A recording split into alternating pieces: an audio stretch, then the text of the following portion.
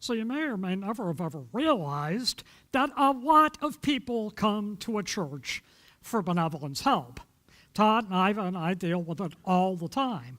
Some of these people are sincere, but a few of them are just con artists. So several years ago, I tried to help a man who seemed to be living in various hotels down on I-45. He always had a story to tell of a job lost or one just around the corner, troubles with his ex-wife, or help he needed for his kids. Since I try to avoid giving cash, I went a few times and paid for this guy's room. And we'd stand in the lobby and talk, and he'd tell me that he was really a sincere brother in Christ. And I was never really totally convinced in my spirit of that. And one time I did give him cash, and it was for a bus ticket to Alabama so that he could attend his sister's funeral. She just died of cancer. The only thing was that the next time he called, it was to try to get cash to visit his sister who was dying of cancer. Knowing that people only die once, I called him out on it. And of course he backpedaled and said, well, this is a different sister. You know, the first one died, and now my other sister's dying, and I need to go to Alabama and see her. Well, he didn't get any money from me that day, and he never called me back. I sometimes wonder if there's an app that scammers could use to keep their stories straight. But in any event, things like that tempted me not to help people. They're all con artists. I'm not giving money that people have generously donated to anyone who I don't know. Okay, so that was way back in 2003. I was first preaching Proverbs, and to prepare, I went through the whole book verse by verse to find its themes. Somewhat to my surprise, I found a key emphasis in this very practical book of Proverbs on caring for the poor and needy. An emphasis so strong I couldn't ignore it. I had to change my thinking. I decided that I had to keep helping strangers whenever possible, knowing that once in a while someone would feed me a line and take advantage of it. Proverbs seemed to be saying to me that I can't allow skepticism, indifference, or selfishness to rob myself and others of the blessings of compassion. So a little while after that, a young couple with a baby came by to ask for help. I had already used most of the benevolence that month. All I could give them was a gift card for a tank of gas. I told them there might be more funds available the following month, and they did come back. They had an electric bill for $137 or something, and I hesitated a bit, but I finally got a check written, which they came and picked up, and we talked. I asked if they attended a church. They said, not since the baby was born. I encouraged them that they needed Jesus in their situation of need. Well, to make a long story short, I eventually got a note in the mail from the wife thanking me for the help, and telling me that they had been to their church, back to their church, and her husband had gone forward to give his life to Christ. Sometimes God clearly uses our compassion in his plan. So we need to hear Proverbs tell us not to be skeptical or indifferent, not to be cruel to the poor, not to exploit the needy, not to ignore the afflicted. Proverbs 22:22, NIV. Do not exploit the poor because they are poor, and do not crush the needy in court. Throughout history, people have taken advantage of the poor. This is why Nathan could confront David with a story about a rich man who stole a poor man's sheep. This is why, when slavery was abolished, that sharecropping rose up in its place. This is why factory workers in China were paid $1.36 an hour in 2012. This is why payday loans and furniture rentals and even tire rentals charge effective exorbitant interest rates to poor people in poor areas, because they exploit and take advantage. But we are called as believers to act differently toward the poor and the needy. Okay, so the root of the word poor indicates something low, It's mostly used of physical and material needs, not necessarily spiritual or emotional. But there's a second word in Proverbs for poor, and that refers to those who are utterly destitute. God promises help for these people and calls us to be part of that. The third word used in Proverbs is sometimes translated needy, but sometimes afflicted. This has less to do with material need and more to do with emotional, spiritual, or social need. And so when we think about generosity, we're expected to be compassionate to these other kinds of needs as well. In fact, the Bible uses that word, afflicted, for what we would call depression, a person weighed down by circumstances. It's used in the Psalms of the spiritual depression or affliction of one who cries out to God for help. And so obviously God sometimes uses affliction in people's lives, but he tells us, you and me, not to be people who bring affliction on others. Proverbs 22:16, whoever oppresses the poor to increase his own wealth or gives to the rich will only come to poverty. The word translated oppress there is crucial in seeking to know God's heart in Proverbs. The Theological Word Book says this verb is concerned with the abuse of power or authority, the burdening, trampling, and crushing of those in lower station. And one of the persistent sins of the people of God in the Old Testament was oppression of the poor and weak and gross acts of extortion against the foreigner or the immigrant. And for such sins, God promises, you shall be oppressed, you shall be robbed continually, and there will be no one to help you. In Proverbs, we often see God giving to people what they give to others, so that the one who oppresses the poor will himself come to poverty. The one who bribes the rich for his own benefit loses both bribe and riches. Similar thought, Proverbs 21:13. Whoever closes his ear to the cry of the poor will himself call out and not be answered. So far, the verbs used to describe inappropriate treatment of those in need, they've been active verbs. You exploit, you crush, you oppress. But this verb is a passive verb. It hits closer to home. It's simply shutting your ears, not hearing that cry. The Hebrew is exactly like the English. The person who shuts his or her ears is not willing to hear or to listen. It's easy to shut our ears and to ignore the cry of the needy, even if we would never actively express or exploit or crush somebody. So we see the guy on the street corner with the sign, and the next moment we forget him. We see the stories on Christmas and Easter of thousands that show up to eat meals, but we don't think about that any other time. We know that when it gets cold, that many, even in Houston, will flock to shelters, but we ignore all the other nights when they don't have to go to the shelters. We know that there are still thousands struggling to get back to normal after Harvey, but we don't think about that from day to day. And if we looked a little bit closer, we would realize that material needs, and especially emotional needs and spiritual needs, are not just out there, they're right here in our own body. And so the question becomes, do we hear the cries of the hurting? Do we respond to those cries? Sometimes we're good at that, and that's good. Sometimes we're not. Sometimes people hurt and even cry out and are not helped. Proverbs 28:3. A poor man who oppresses the poor is a beating rain that leaves no food. Now, the translation of this is hard. Some say the oppressor is a poor man. Some say this is an evil man. Some say a ruler who oppresses the poor. Poor man seems to hit the Hebrew better, even if it sort of seems counterintuitive to us. But oppressing the poor, the verse is saying, does great harm, whether it's a ruler doing it or us oppressing one another.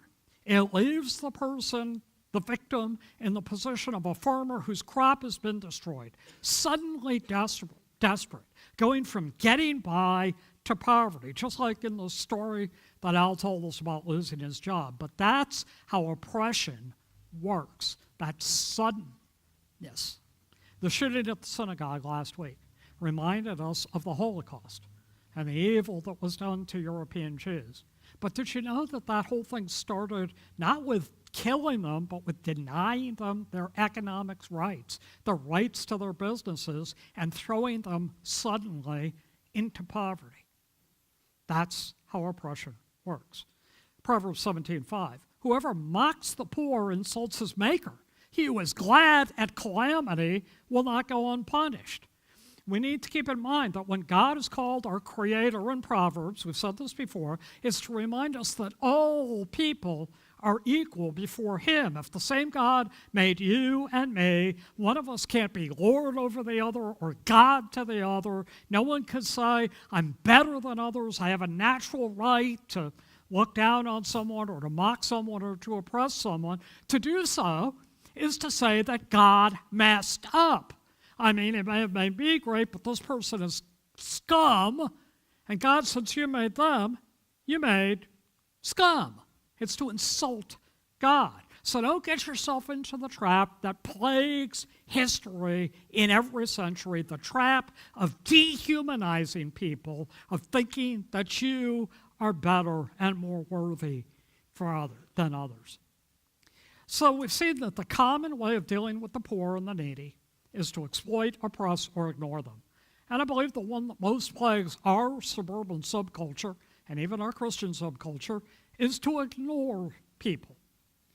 But Proverbs, like all Scripture, teaches us that you reap what you sow. If you sow poverty into the lives of others, you reap poverty. If you sow indifference to the needs of others, others will be indifferent to your needs. If you sow oppression, you reap it. And yet Proverbs also teaches that there is an alternative that we can engage in. So we're going to look at some contrasting Proverbs, and they show us these alternatives clearly. Proverbs 14:31. Whoever oppresses a poor man insults his maker, but he who is generous to the needy honors him. Now, this sounds like a verse we just saw, but this emphasizes the positive. He who is generous to the needy honors God. The word generous there is the Hebrew word for grace or gracious. It's often used in the Psalms, asking the Lord to be gracious, or at times declaring that he is gracious, which he is.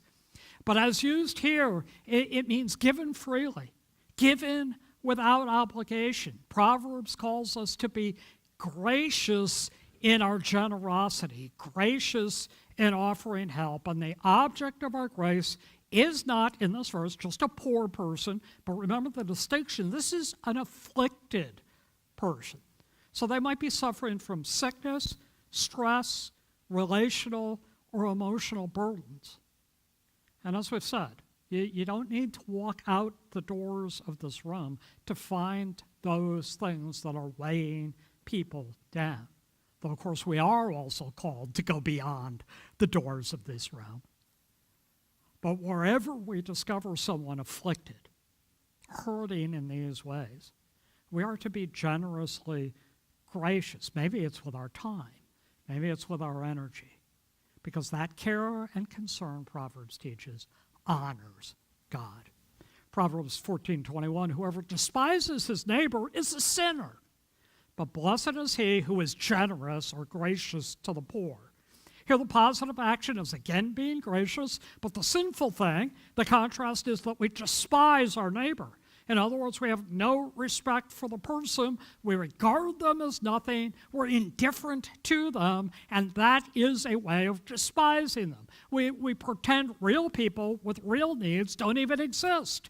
We ignore them. But God commanded in Leviticus 19:8, as Jesus said, love your neighbor as yourself. And in the parable of the Good Samaritan, Jesus said that anyone we encounter in need is our neighbor, no matter what their social class or standing, their race, or anything, even their religion. We can't despise people no matter what their race, religion, nationality is. We don't shut the door in the face of someone with desperate problems.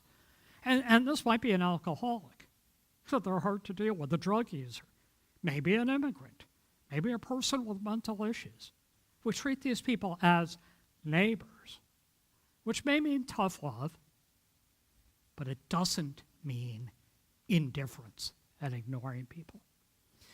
Many verses draw an even further contrast between compassion and just plain selfishness. Proverbs 11:26. The people curse him who holds back grain, but a blessing is on the head of him who sells it. Notice the verse isn't even talking about charity. The good guy here isn't giving his grain to the poor. He's just willing to sell. So it's a drought or a famine or something. The bad guy has more than enough grain, but he hoards his excess. And there are always people like this. And the starving hold them in contempt. And yet the good guy they bless, the one who is willing to sell at a fair price. Proverbs 28:27, whoever gives to the poor will not want, but he who hides his eyes will get many a curse. God promises that even if we give away our possessions, we will not lack as a result. And Jesus says, give and it will be given to you. Paul says, my God will supply all your needs according to his riches in glory in Christ Jesus. We need to learn that we can trust God when he calls us to this radical generosity and graciousness. Final contrasting proverb teaches us not only to help the poor, but to seek justice for them. And this could be a whole separate topic, but Proverbs 29:7, NIV, the righteous care about justice for the poor, but the wicked have no such concern. Indifference or oppression is wicked. Being gracious and seeking justice, these things, the verse says, are righteous. So many of us would call ourselves politically or socially conservative. Seeking justice for the poor has not always been a conservative cause. But friends, it is a biblical cause. And we can't let political ideology rob us of what has been one of Christianity's most powerful witnesses. This justice, compassion. From the termination of gladiatorial combat in Rome, to the anti-slavery politics of William Wilberforce, to the civil rights of Martin Luther King, the righteous believers have sought justice for the oppressed. They've sought the right to care for the poor. Proverbs 31:8-9. Open your mouth for the mute, for the rights of all who are destitute. Open your mouth, judge righteously, defend the rights of the poor and the needy. So you ask me, should a Christian be politically active? Well, that depends. Often I'm not a big politically active kind of guy. But depending on the cause and depending on God's calling, I believe that the Bible's answer to that question is yes.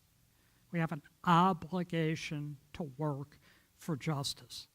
So things like political activity to oppose abortion, political activity to oppose child abuse and child pornography, political activity to encourage marriage and family stability where children can grow up, political activity to ensure fairness for accused, to ensure a just penal system, political activity to oppose racism, to oppose economic oppression. These are appropriate political aims. Proverbs 29:14, if a king faithfully judges the poor, his throne will be established forever. A just and faithful politician is the one who has genuine care for the well-being of those with no economic or political or media clout.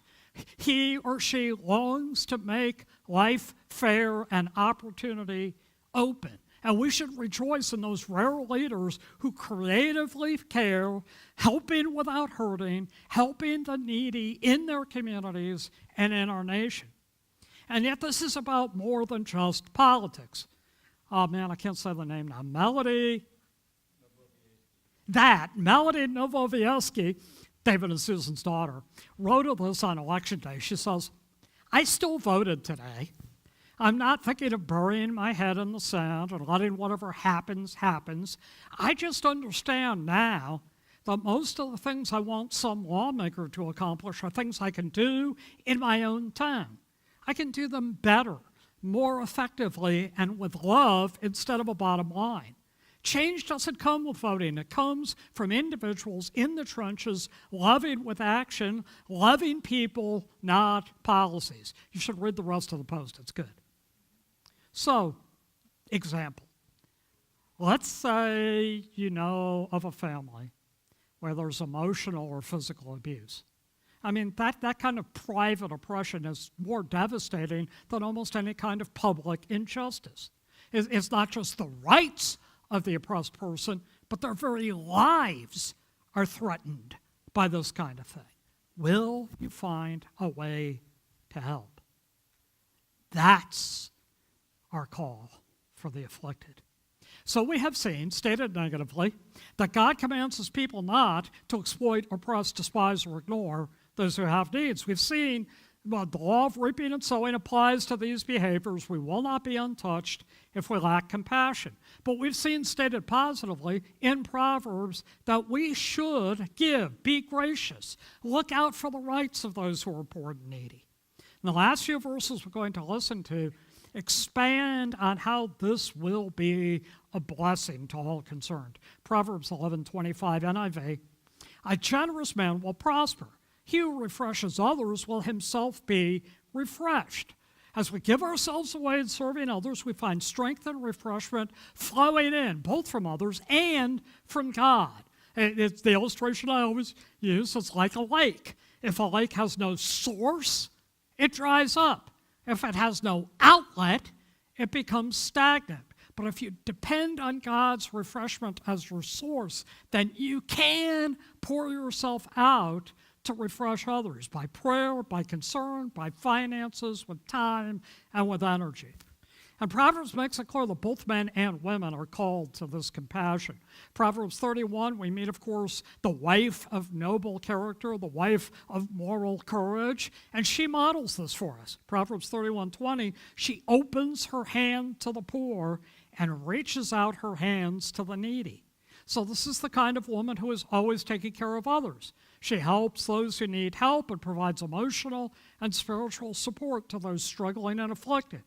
So this can be expressed in any number of ways. One woman might cook for a family dealing with sickness, or for the crisis response teams trying to get to know the homeowners. Another might be a counselor at the community pregnancy center. Another might help young mothers struggling with the first years of parenting. Another might reach out to help those struggling in her workplace. Each of these is a response to the same call, to the same compassion. And Proverbs teaches that God blesses our response to this call. Proverbs 19:17, whoever is generous to the poor lends to the Lord, and he will repay him for his deed. Whoever is generous to the poor lends to the Lord, and he will repay him for his deed. This doesn't sound like something we want to avoid. It's not optional. By being generous, this thing says we're investing in our relationship with God. It's not that God needs a loan from us. But by giving to others, we give back to God what he's already given us. God rejoices in those who show his compassion into the lives of others. You remember the parable of the sheep and the goats, those who helped the hungry, the thirsty, the prisoner, the needy. They were the ones who were welcomed into the kingdom. Why? Because they showed that they possessed the character of Jesus, who did all those same things, whose love led him to the cross to pay for the sins of all these needy people, including you and me. Finally, Proverbs 22:9, whoever has a bountiful eye will be blessed, for he shares his bread with the poor. Don't you love that phrase, a bountiful eye? Oh, Lord, make us people whose eyes see. We see need. We meet it. I mean, compassion is a lot more than sharing generously with the poor, But it isn't less than that. Our willingness to go out of our way to give of our substance to someone in need is the foundation of all the other compassion that we're expected to show. Some of us need to think about justice. Many of us need to think about the emotional and spiritual afflictions that people are suffering. But all of us need to be concerned with generously meeting the basic needs of families, both in our church and in beyond. So in the years since I first studied these passages, the Lord brought many opportunities to respond. He's shown me many cases where others have responded with incredible generosity. Just this week, I learned from 2 separate sources about a young person in our church who literally gave his shoes to someone who had none during one of our rare cold spells. I've seen the incredible outpouring of generosity in time, money, and energy as we've partnered with Reach Global in the wake of Harvey to reach those in need. I've seen people in many ministries quietly and selflessly step up to serve, both in the church and beyond our doors.